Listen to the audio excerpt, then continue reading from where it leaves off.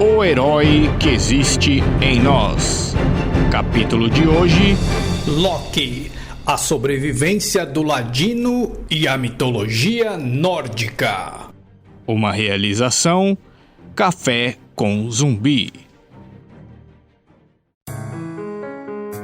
Você não nasceu para ser rei, Loki. Você nasceu para causar dor, sofrimento e morte.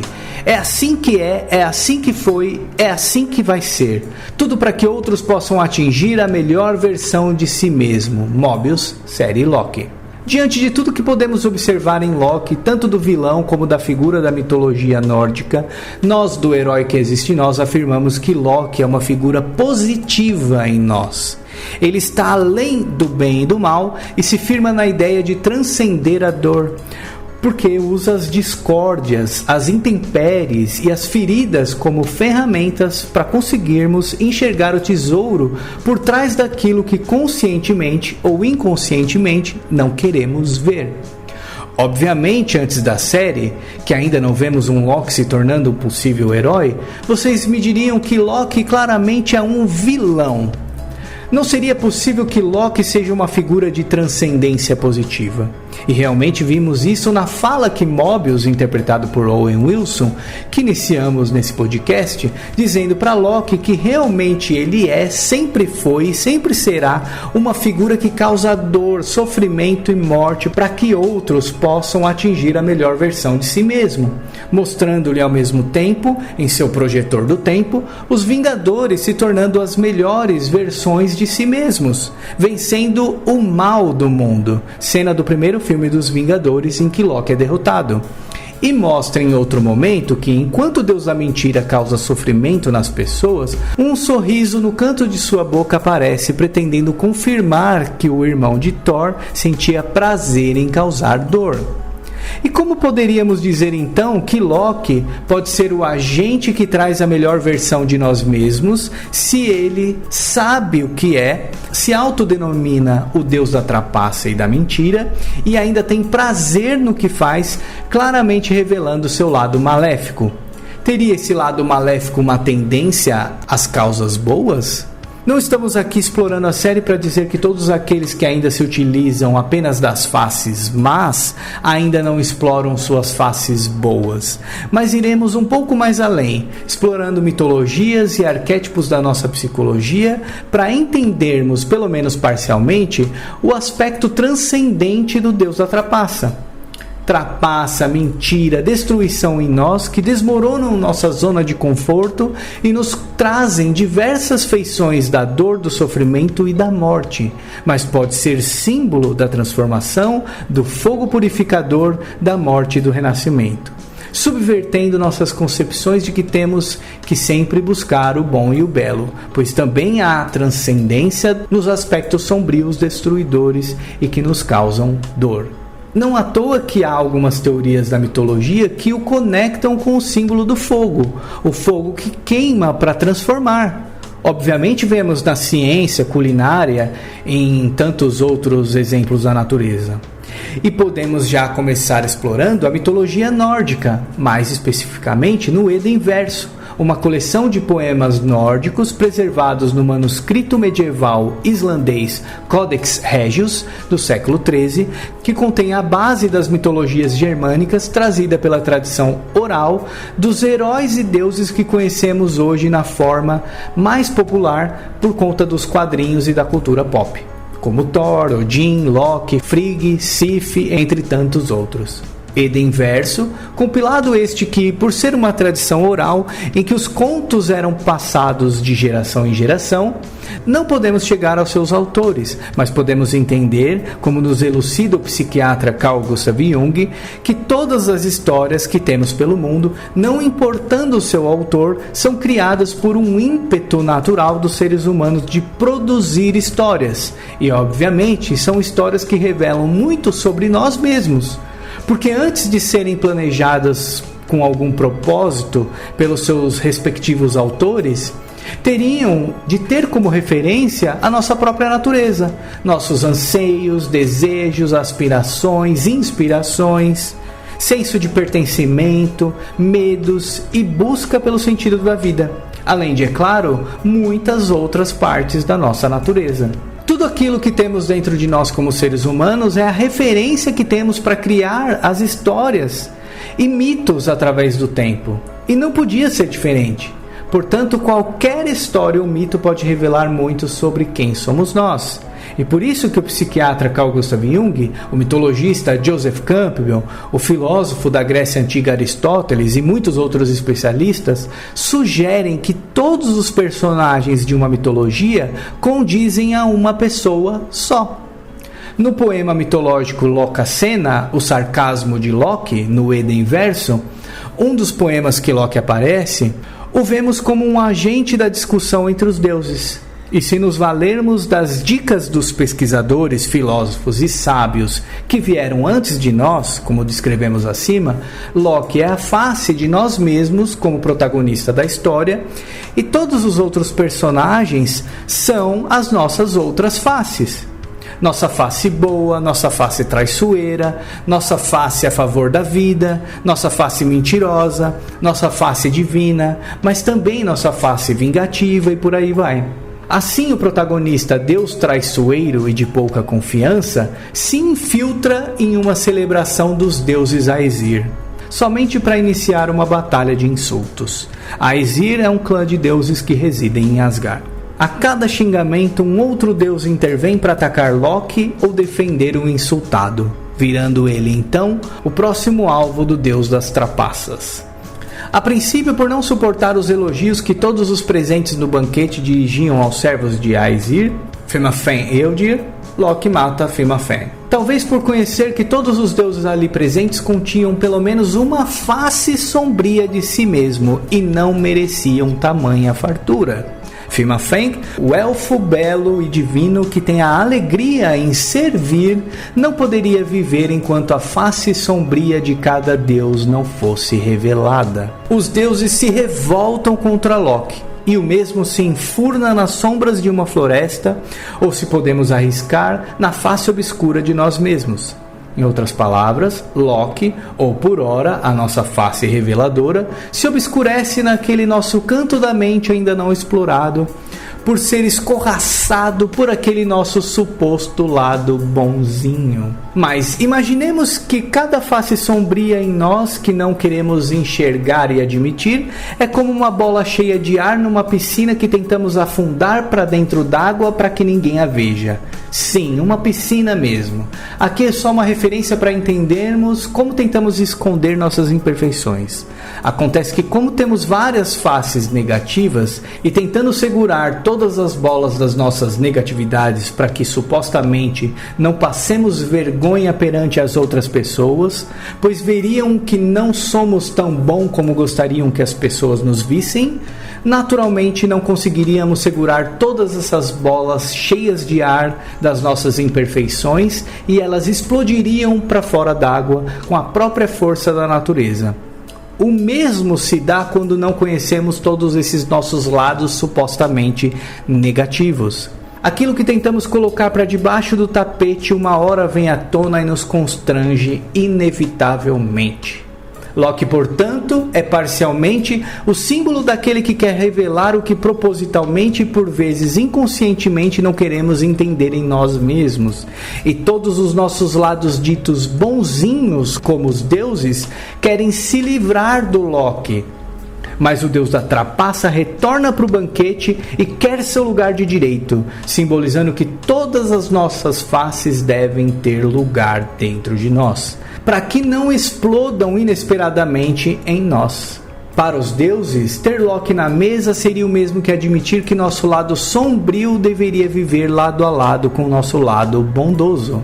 Mas ninguém consegue sustentar essa imagem de bondoso por muito tempo se ainda não conhecer todas as faces de si mesmo, boa e ruim, e dar lugar a elas, aceitando-nos como nós somos e conhecendo aquele nosso lado não tão positivo que normalmente reprimimos, para que possamos finalmente entender o tesouro de tudo aquilo que ainda não exploramos em nós e aprendermos verdadeiramente como conviver melhor conosco mesmo.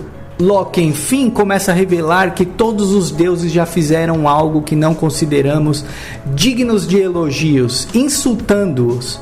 Um após outro denuncia cada ato dos deuses na mesa do banquete, delatando o deus da música e da poesia, Brage, depois sua esposa Iduna, a deusa da poesia e responsável pela imortalidade dos deuses, deuses do destino e do amor como Jefjon e os seus pais adotivos Odin e Frigg, entre tantos outros como Freya, Nordir, Tyr, Freyr, Byggvir, o famoso Heimdall, entre tantos outros, revelando orgulho, traições, covardia, culpa, devassidão, predileções, privilégios, assassinatos e por aí vai.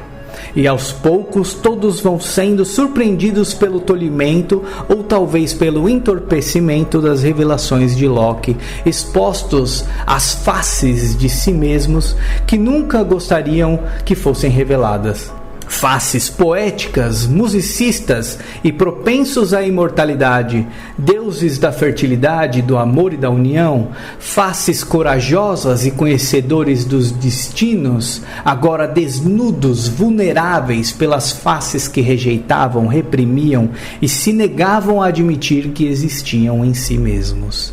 Até que Thor aparece em cena. Com seu martelo Mjolnir, pretende privar Loki de falar. O ameaça arrancar-lhe a cabeça e mandá-lo diretamente para Hel. Mas o deus da mentira rapidamente decide ir embora, porque sabia que o deus do trovão poderia verdadeiramente atacá-lo. Foge para a cachoeira Franangr, transformando-se em um salmão.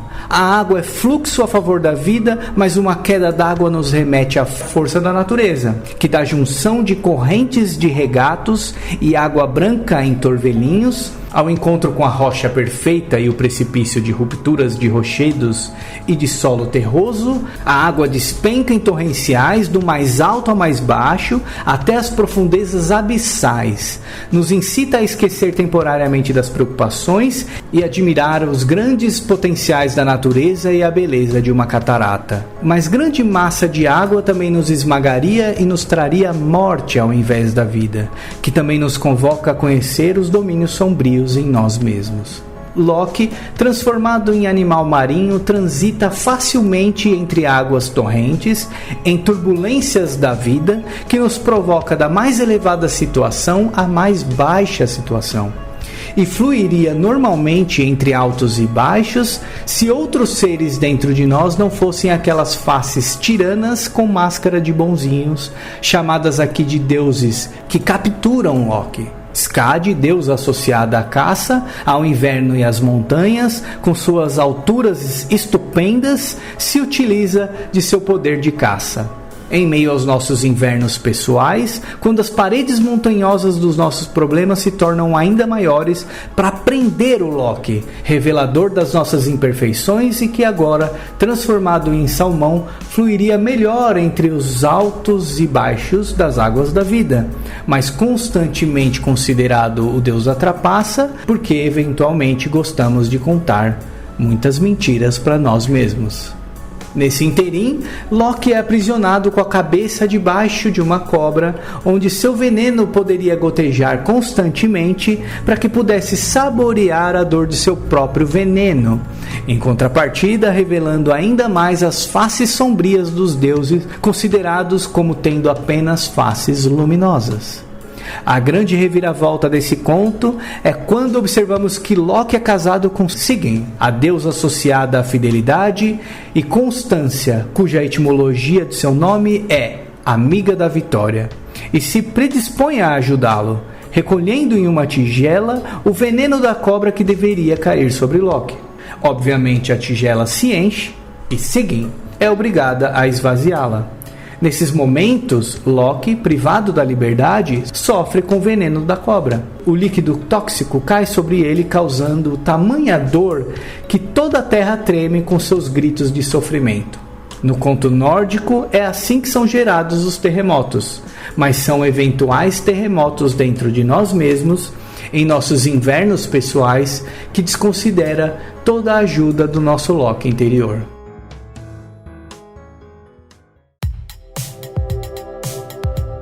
o deus trapaceiro, mas que todos os deuses amam, como se diz na própria mitologia de Locasenna, é o agente revelador das nossas sombras, é o deus da trapaça, porque gostamos de contar mentira para nós mesmos, escondendo prioritariamente de nós mesmos que somos imperfeitos, que somos vulneráveis e que obviamente não conseguimos manter a face do bonzinho por muito tempo, se não aprendermos a olhar para nossas próprias faces sombrias, aprender com elas e extrair o melhor tesouro delas, como já dissemos.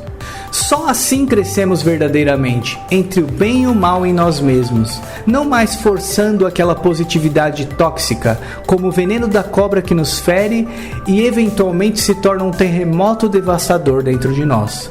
Não à toa Loki é casado com a amiga da Vitória, pois só nos revelando inteiramente, no bem e no mal, também poderemos casar com a amiga da Vitória, em nós. Na série, por fim, vemos um Loki obviamente dividido entre o bem e o mal, como sempre foi, sempre é e sempre será. Mas que no fundo todos os outros deuses o amam, pois sabem que Loki é o agente do caos aparente, mas que significa transformação. Loki muitas vezes em nós é necessário, é o toque de caos necessário para que se possa haver evolução. Em várias situações, Loki mostra seu lado maléfico para causas boas, geralmente contra sua intenção original. Não à toa também conhecemos no seriado várias faces de Loki, e até um jacaré Loki aparece, mas na mitologia nórdica sua criatividade é utilizada por outros deuses para lidar com situações sem esperança. Loki na variante criança, Loki jacaré e o Loki mais velho se unem para sobreviver em meio ao caos. São obliterados para o vazio, convivem naturalmente com o caos e, como eles mesmos enfatizam, os Lokis sobrevivem. Loki criança lhe presenteia com uma adaga, que também simboliza o corte, a divisão, os lados opostos da mesma coisa repartida, mas principalmente simboliza a arma do traiçoeiro, aquele que ataca pelas costas, paradoxalmente aquele que fere para curar. O punhal da dor que podemos considerar traiçoeira, mas que nos impulsiona a crescer. Traição, sobrevivência, mentira em nós, alguns toques de caos para que se possa haver evolução. Abraham Harold Maslow foi um psicólogo americano conhecido pela proposta da hierarquia de necessidades de Maslow, ou como normalmente a conhecemos, a pirâmide de Maslow, que basicamente consiste em uma demonstração em forma de uma pirâmide que explica nossas necessidades básicas, em que, na base da pirâmide, se encontram nossas necessidades primordiais, como fome, sede, sono, saúde, abrigo, etc. E para resumir, no topo dessa pirâmide se encontram nossas realizações pessoais, aquele estágio da nossa vida em que tudo parece fluir, em que podemos não mais apenas nos concentrar em nossas necessidades mais básicas. Acontece que, segundo as pesquisas do próprio Maslow, apenas 1% dos pesquisados norte-americanos conseguiram alcançar o topo da pirâmide e se dedicarem efetivamente em realizações pessoais.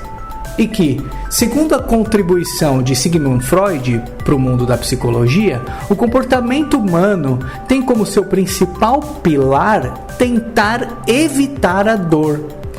E o que curiosamente nos liga à própria sobrevivência, pois como nem sempre temos as condições sociais de conseguir suprir todas as necessidades básicas, ficamos excessivamente concentrados na nossa sobrevivência.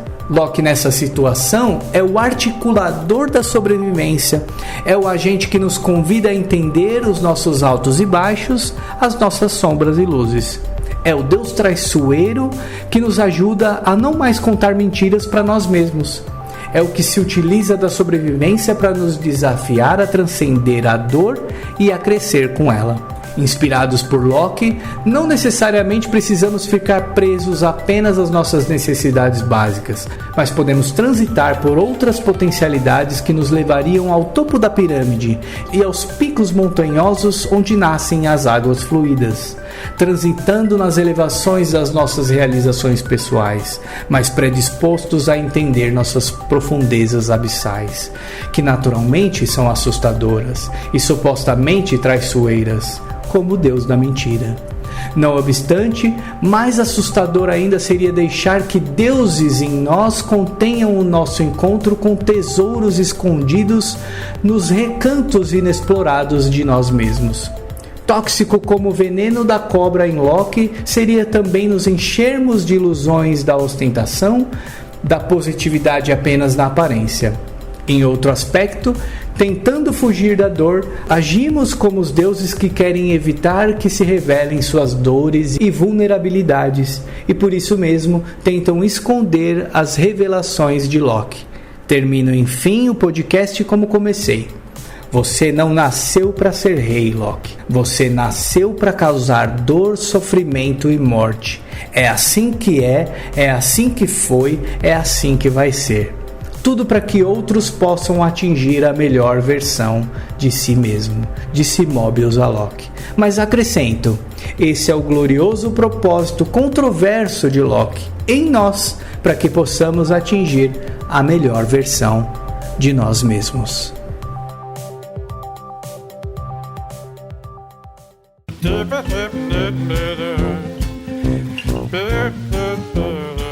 Curtiu nosso podcast? Então siga a gente no Instagram, Facebook e YouTube para saber das novidades.